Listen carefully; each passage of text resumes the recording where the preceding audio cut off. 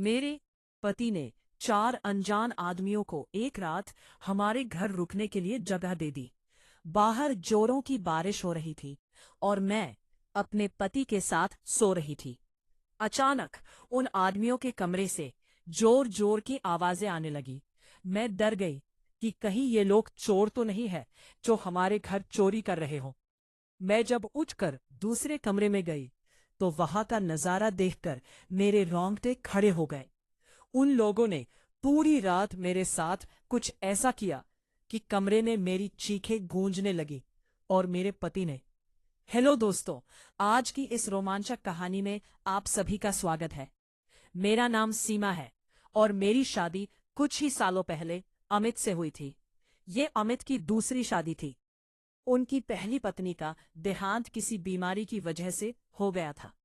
अमित को अपनी पहली पत्नी से एक बेटी भी है जिसका नाम रिया है। जब मैं इस घर में आई थी तब रिया 15 साल की थी। अब हमारी शादी को 7 साल हो गए हैं और रिया भी अब 22 साल की हो गई है और कुछ ही दिनों पहले उसकी शादी भी हो गई। रिया की शादी करवाने के बाद मेरे पति हमेशा की तरह मुझे गांव में छोड़कर शहर चले गए थे और मैं फिर से अपने घर में तन्हा और अकेली रह गई थी।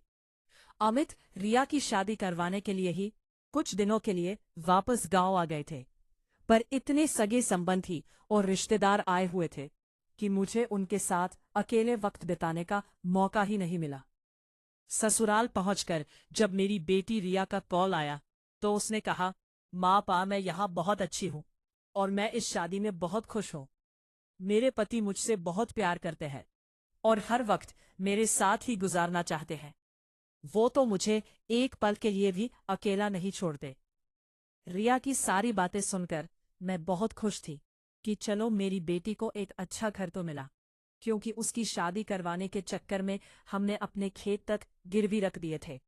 अब हमारे सिर के ऊपर बहुत कर्जा हो गया था।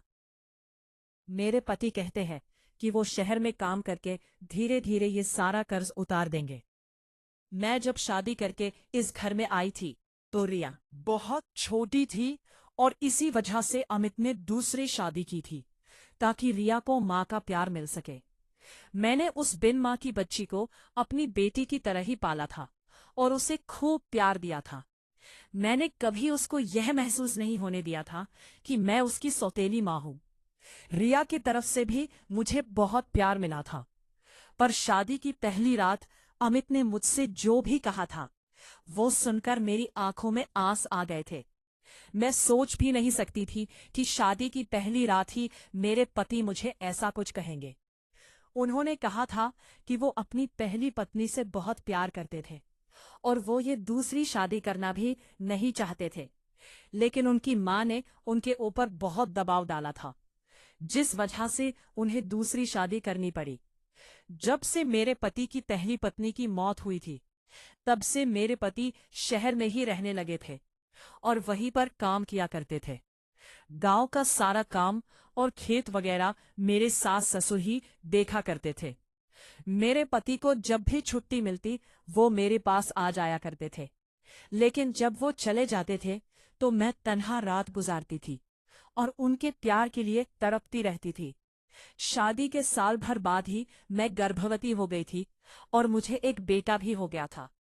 जब मेरे पति के बिना मेरा मन नहीं लगता था तो मैं उनसे कहती थी कि आप मुझे भी शहर लेकर चलिए, मैं आपके साथ रहना चाहती हूँ, यूं मुझे अच्छा नहीं लगता।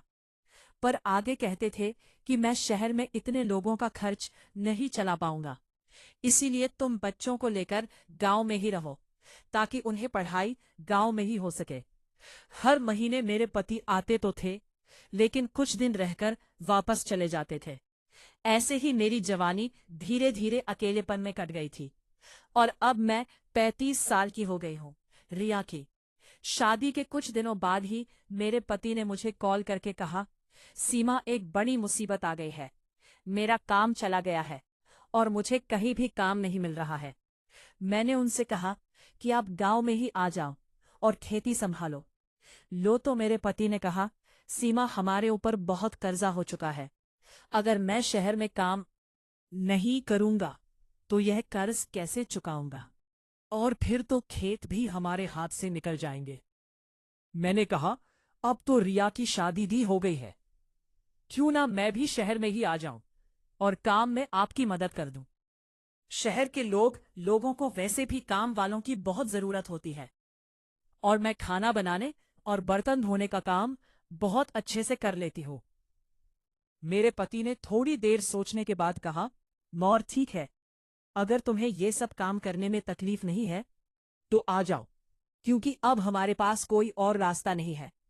हमें हमारे खेतों को बचाना होगा। अपने बेटे को सास और ससुर के पास छोड़कर मैं शहर की ओर रवाना हो गई। पहले मेरे सास ससुर के पास छोड़कर मैं शहर की ओर रवाना हो गई। पैसों की जरूरत को देखते हुए मेरे सास ससुर ने भी मुझे शहर जाने की इजाजत दे दी थी। मुझे लगा काफी सालों के बाद अब मेरे दिल की मुराद पूरी होगी। काफी सालों से मैं अपने पति के प्यार के लिए तड़पी हूं, और अब मुझे वो प्यार मिलने वाला था। जब मैं पति के पास पहुंची तो मेरे पति मुझे देखकर बहुत खुश हुए। मुझे पता है कि वो भी रात अकेलेपन में ही गुजारते हैं। शहर पहुंचकर कुछ दिनों के अंदर ही मुझे 2 घरों का काम मिल गया। मैंने सोचा कि कुछ घरों का काम और मिल जाए तो अच्छे खासे पैसे आएंगे। गांव के मुकाबले शहर के लोग काम के अच्छे पैसे देते हैं। एक रात काम खत्म करने के बाद मैं अपने पति के साथ बातें कर रही थी, तभी बाहर बारिश होने लगी। बारिश बहुत तेज हो रही थी और रुकने का नाम ही नहीं ले रही थी। करीब रात के 11 बजे किसी ने हमारे घर का दरवाजा खटखटाया। मेरे पति ने सोचा कि इतनी रात को कौन आ गया होगा। जब मेरे पति ने उठकर दरवाजा खोला तो देखा कि बाहर 4 पहटपट्टे नौजवान खड़े थे। उनकी उम्र 35 से 40 साल के बीच की होगी। मेरे पति उन लोगों से बातें करने लगे तो मैं अपने बेडरूम में आ गई। मैं सोच में डूब गई थी कि आखिर ये लोग कौन हैं और हमारे घर इस तरह से क्यों आए हैं। थोड़ी देर बाद मेरे पति कमरे में आए और बोले कि बाहर 4 यात्री लोग आए हैं जो बारिश की वजह से बुरी तरीके से फंस गए हैं। वो लोग एक रात के लिए हमारे घर पर शरण मांग रहे हैं।